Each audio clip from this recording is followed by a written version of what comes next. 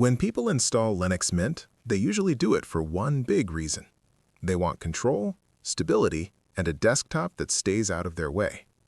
Mint delivers that, but it also makes one opinionated choice right out of the box. Snap is disabled by default. That decision sparks a lot of debate. Some people love Snap, some people really don't. Mint stays neutral by simply stepping aside and letting you decide. Today, we're not here to argue philosophy. We're here to install Snapd cleanly, safely, and intentionally on Linux Mint 22. And by the end of this video, you'll understand not just how to install it, but what changes, what doesn't, and when Snap actually makes sense. Snap is not an app store. Snap is a packaging system. It bundles applications together with their dependencies, so the same app runs the same way across different Linux distributions. That's the promise. The trade-off is isolation, disk usage, and startup time. Sometimes that trade-off is worth it. Sometimes it's not. Before installing anything new, we make sure the system is up to date. This isn't optional. It avoids weird dependency issues later, especially on a fresh Mint 22 install. Once the system is current, we remove a small configuration file that prevents Snap from being installed. Linux Mint doesn't remove Snap completely. It simply blocks automatic installation and usage by default.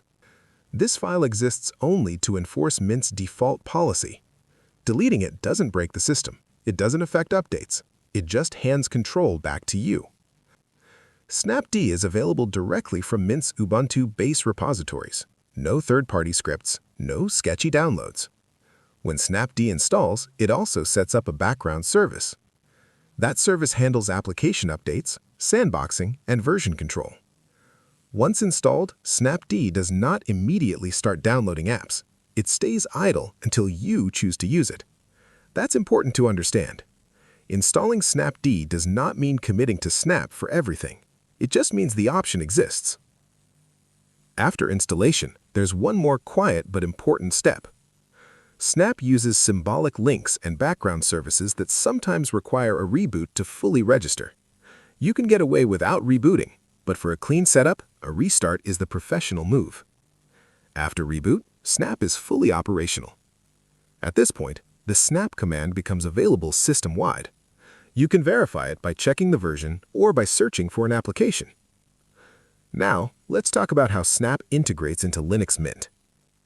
Snap apps do not appear magically everywhere. They install into their own isolated environment. They still show up in your application menu. They still follow your theme, within limits.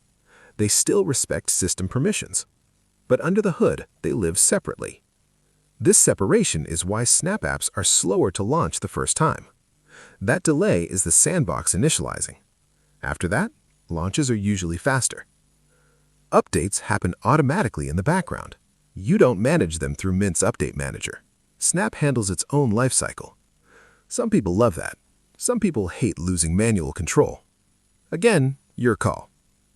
Let's talk about when Snap actually makes sense on Mint.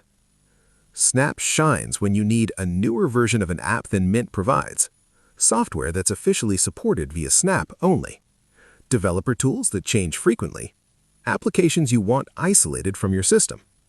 Snap is especially useful for things like communication tools, IDEs, and vendor-maintained software.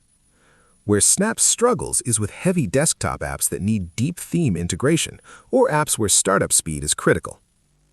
That's how it should be. Linux Mint gives you stability. Snap gives you flexibility.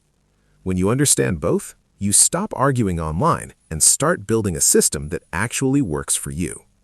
And that's the whole point.